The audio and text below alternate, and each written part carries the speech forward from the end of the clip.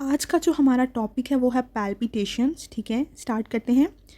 Palpitations को define कैसे करेंगे? Palpitation is an unpleasant awareness of the forceful और rapid beating of the heart. ठीक है, पैल्पिटेशंस का मतलब होता है कि हमारा जो हार्ट है वो अनप्लेजेंटली फोर्सफुल और रैपिडली बीट कर रहा है। ठीक है, जो बीट होगी वो रैपिड और इरेगुलर होगी हमारे पास। ठीक है, क्लिनिकल प्रेजेंटेशन देखें तो patient describe it as pounding, jumping, racing और इरेगुलरिटी ऑफ हार्ट बीट।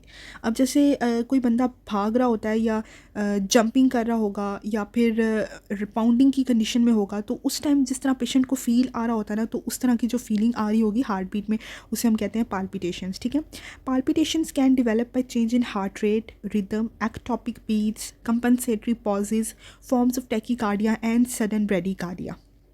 ठीक है, इसका मतलब ये है कि पैल्पिटेशन को हम लोग सिर्फ ये नहीं कहेंगे कि रैपिड उसमें बीटिंग होगी हार्ट की, बल्कि पैल्पिटेशंस में हमारे पास स्लो भी हो सकती हैं, फास्ट भी हो सकती हैं और इरेगुलर रिदम भी हो सकता है हमारे पास हार्ट बीट का। ठीक है, अब हमारे पास पैल्पिटेशंस की कुछ टाइप्स आती हैं, उनको भी हम लोग देख लेते हैं।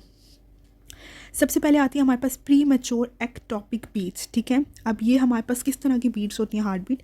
ये होती हैं recurrent but short lived bouts of an irregular heartbeat are usually due to atrial or ventricular ectopic beats। ठीक है, अब ये short lived bouts irregular होंगी, हार्ट बीट होगी। ठीक है, होगी किस वजह से? एट्रियल और वेंट्रिकल एक्टोपिक बीट्स की वजह से। ठीक है, patient described it as dropped beat because the premature beat is followed by a pause before the next formal normal beat which is more forceful result of longer diastolic filling period. अब इसमें patient ऐसे define करता है कि उसको ऐसा feel हो रहा है कि उसकी बीट ड्रॉप हो रही है। ठीक है, बेसिकली वो ड्रॉप नहीं हो रही होती, क्योंकि जो प्री मेच्योर बीट होती है ना, वो उसके बाद एक पॉज आता है। ठीक है, देन नॉर्मल बीट हमारे पास प्रोड्यूस होती है। तो जब वो पॉज आता है तो पेशेंट को ऐसा लगता है कि उसकी हार्ट बीट जो है ना वो ड्रॉप हो रही है, लेकिन बेसिकली ऐसा होता नहीं है। अब इसके कॉजेज़ में देख लें तो एंग्जाइटी आ जाएगा, चॉकलेट्स आ जाती हैं और इनटेक ऑफ टी आ जाती है। ठीक है, excessive intake of T.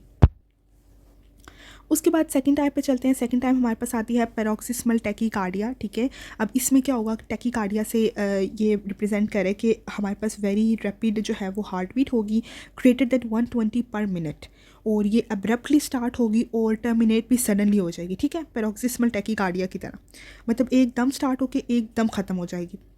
Patient feel tachycardia on standing from sitting position associated with a mild drop in blood pressure and symptoms of dizziness। अब जब पेशेंट स्टैंडिंग से सिटिंग से स्टैंडिंग पोजीशन में आएगा तो उसको फील होगा कि उसका ब्लड प्रेशर भी लो हो रहा है और उसको डिजीनेस के सिम्टम्स भी आएंगे। ठीक है, these patients have form of autonomic dysfunction term the postural orthostatic tachycardia syndrome. अब ये एक पॉट्स का सिंड्रोम होता है। ठीक है, जिसको हम लोग जिसमें हमारे पास ऑटोनॉमिक डिसफंक्शन आ रहा होता है, इसको हम कहते हैं pots, postural orthostatic tachycardia syndrome. ये पेपर पॉइंट ऑफ व्यू से भी इंपॉर्टेंट एक एमसीक्यूज बन सकता है। अब इसका डायग्नोसिस क्या है कि हम पेशेंट का ब्लड प्रेशर मेजर करेंगे। ठीक है, उसकी पल्स चेक करेंगे और उसका ईसीजी परफॉर्म करेंगे। उसकी ब्लड प्रेशर हमने ऑलरेडी डिस्कस किया कि वो माइल्ड ड्रॉप की तरफ जा रहा होगा। ठीक है, और पल्स जो होगी वो एकदम हमारे पास रैपिड हार्ट बीट होगी, और उसके बाद ईसीजी में हमारे पास जो है वो कर्व की चेंजेस होंगी। प्रिकॉशंस ये हैं कि पेशेंट को अवॉइड करे स्ट्रेस को और कॉफ़ी को। ठीक है, और ट्रीटमेंट में हम लोग बीटा ब्लॉकर्स दे देते हैं ताकि हम लोग सिम्टम्स को कंट्रोल कर सकें। देन थर्ड वन हमारे पास आती है ब्रेडिकार्डिया। ब्रेडिकार्डिया जनरली जो है वो palpitations mean tachycardia, sometimes patients of heart block and bradycardia also complain of palpitation.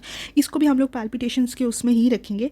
और इसमें एक टर्म हम लोग वैसे तो टैकीकार्डिया में जब हम कहते हैं कि हार्ट रेट जो है वो इंक्रीज़ हो जाता है, तो ब्रेडिकार्डिया में डिक्रीज़ हो जाता है। ठीक है, तो वो पैल्पिटेशंस वाला स्लो वाला फिनोमेना इसमें भी आ जाएगा। उसके बाद अगर हम घबराहट की, इसमें एक टर्म है घबराहट, जो घबराहट is very commonly used Urdu term that patients describe for restlessness and in majority of cases due to tachycardia, sometimes due to bradycardia और इरेगुलर रिदम। हम जनरली अपनी लैंग्वेज में यूज़ करते हैं घबराहट का वर्ड, तो वो बेसिकली ब्रेडिकार्डिया में भी आ सकता है, टैकीकार्डिया में भी आ सकता है और इरेगुलर रिदम में भी आ सकता है। तो ये था हमारा आज का पैल्पिटेशंस का लेक्चर।